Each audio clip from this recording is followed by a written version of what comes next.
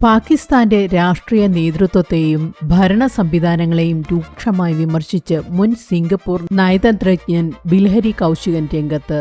കടുത്ത സാമ്പത്തിക കെടുകാര്യസ്ഥതയും ഭീകര ഗ്രൂപ്പുകളുടെ വളർച്ചയും കാരണം വർഷങ്ങളായി പാകിസ്ഥാൻ തകർച്ചയുടെ വക്കിലാണെന്നാണ് അദ്ദേഹം തുറന്നു പറയുന്നത്. അന്താരാഷ്ട്ര മാധ്യമ കൂട്ടായ്മയിലാണ് അദ്ദേഹത്തിന്റെ ഈ വെളിപ്പെടുത്തൽ. പാകിസ്ഥാന്റെ ഫ്യൂഡൽ രാഷ്ട്രീയ വ്യവസ്ഥയെ തുറന്നുകാട്ടി 1991 സിംഗപ്പൂർ എയർലൈൻസ് വിമാനം പാക് ഭീകരർ തടവിലാക്കിയ സംഭവം അദ്ദേഹം പറഞ്ഞു. അദ്ദേഹം പാകിസ്ഥാന്റെ തകർച്ചയെക്കുറിച്ച് പറയുന്നത് ഇങ്ങനെയാണ്: പാകിസ്ഥാന്റെ കാര്യത്തിൽ ഒരു പ്രസ്ഥാനത്തെ മാത്രം കുറ്റം പറയാൻ കഴിയില്ല. രാഷ്ട്രീയ ഭേദമന്യേ പാകിസ്ഥാനിലെ സിവിലിയൻ രാഷ്ട്രീയക്കാർ മുഴുവൻ വെറും സമയനഷ്ടം ആണെന്ന് അദ്ദേഹം പരിഹസിച്ചു. അവിടുത്തെ സൈന്യം രാജ്യത്തെ ഒരുമിച്ച് നിർത്താൻ ശ്രമിക്കുന്നുണ്ടെങ്കിലും പാകിസ്ഥാൻ നേരിടുന്ന പകുതി പ്രശ്നങ്ങൾക്കും കാരണം ഇതേ സൈനിക എസ്റ്റാബ്ലിഷ്മെന്റ് തന്നെയാണെന്നും അദ്ദേഹം കൂട്ടിച്ചേർത്തു.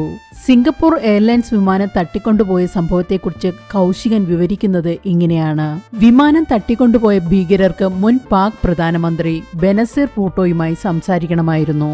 114 യാത്രക്കാരുടെ ജീവൻ അപകടത്തിലാണെന്ന് മനസ്സിലാക്കിയ കൗശികൻ അർദ്ധരാത്രിയിൽ പാക് ഹൈക്കമ്മീഷണറുടെ സഹായത്തോടെ സിന്ധിയിലുള്ള ഭൂട്ടോയുടെ വസതിയിലേക്ക് വിളിച്ചു. വിമാനത്തിലുള്ള ഭീകരർ യാത്രക്കാരെ കൊല്ലാൻ തുടങ്ങിയാണെന്നും ബെനസീർ ഭൂട്ടോയോട് ഉടൻ സംസാരിക്കണമെന്നും ഫോൺ എടുത്ത ആളോട് 3 തവണ കൗശികൻ ആവർത്തിച്ചു പറഞ്ഞു. എന്നാൽ അയാൾ നൽകിയ ഉത്തരം "മാഡം ഉറങ്ങുകയാണ്, ഇപ്പോൾ ശല്യം ചെയ്യാൻ കഴിയില്ല" എന്ന് പറഞ്ഞ് ഫോൺ കട്ട് ചെയ്യുകയായിരുന്നു. കൗശികൻ പറയുന്നത് പാകിസ്ഥാന്റെ ഫ്യൂഡൽ ചിന്താഗതിയുടെ ആഴമാണ് ഇത് കാണിക്കുന്നത്. പിന്നീട് സിംഗപ്പൂർ കമാൻഡോകൾ വിമാനത്തിൽ മിന്നൽ ആക്രമണം നടത്തി 4 ഭീകരരെയും വധിക്കുകയും യാത്രക്കാരെ പരിക്കേൽക്കാതെ രക്ഷിക്കുകയുമായിരുന്നു. അടുത്തിടെ പാകിസ്ഥാൻ രാജ്യാന്തര തലത്തിൽ നേടിയ ചില നയതന്ത്ര വിജയങ്ങൾ ചൂണ്ടിക്കാണിച്ചുകൊണ്ട് കൗശികൻ പറഞ്ഞത്, പാകിസ്ഥാൻ നയതന്ത്ര അവസരങ്ങൾ നന്നായി ഉപയോഗിക്കാറുണ്ട്, പക്ഷെ അതുകൊണ്ട് പാക് ജനതയുടെ വിശപ്പ് മാറില്ല.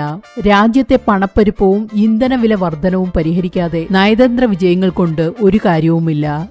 ജിഹാദി ഗ്രൂപ്പുകളെ അഴിച്ചുവിട്ടതും സാമ്പത്തിക തകർച്ചയുമാണ് അവരെ ഇന്ന് ഈ നിലയിലെത്തിച്ചത്. പാകിസ്ഥാൻ എന്ന രാജ്യം ഇതുവരെ പൂർണ്ണമായും തകർന്നു പോകാത്തതിൽ ലോകത്തിന് ആശ്വാസമുണ്ട്.